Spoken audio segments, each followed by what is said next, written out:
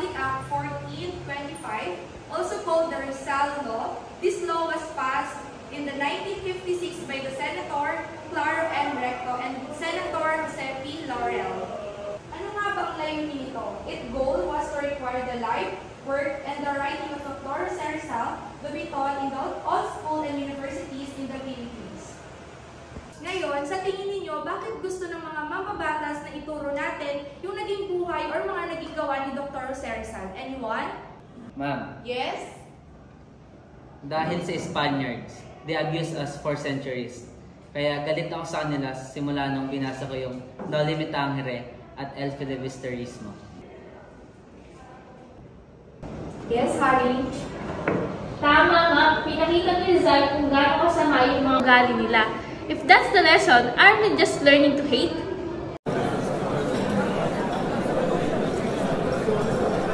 Let's remember the two important of provisions. Yung una dito is yung mandatory curriculum and yung pangalawa dito is yung required reading.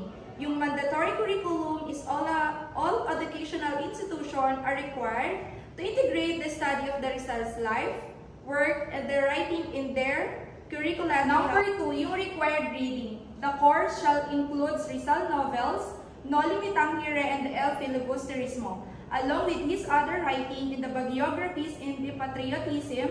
A deeper appreciation of his role is the shaping national identity. Ipinatupad ito hindi para magalit tayo sa mga Spaniards. It's about awakening the Filipino spirit. The real goal is to promote the nationalism and the patriotism. Yes, Giselle? So, it's not about revenge. Tungkol ito para malaman natin kung sino tayo bilang Pilipino. Yes, Giselle, tama ka. Rizal fought not with violence but with ideas. Gusto niyang mamula tayo mga Pilipino. He wanted the Filipinos to fight with ignorance, corruption, and the justice. At lahat ng ito ay mahalaga para rin ngayon sa kasalukuyan. Today, the Rizal Law reminds us that history is not just about the past. In times of fake news and division, Rizal teaches us to think critically. In our schools, his writing builds character and patriotism. And in society, his example shows us the love of country is about action through honesty, education, and service. So class, tandaan, mahalaga ang Rizal Law dahil tinuturuan tayo nito na mahalin ng bansa tulad ng pagmamahal ni Rizal, through truth, sacrifices, and educationals.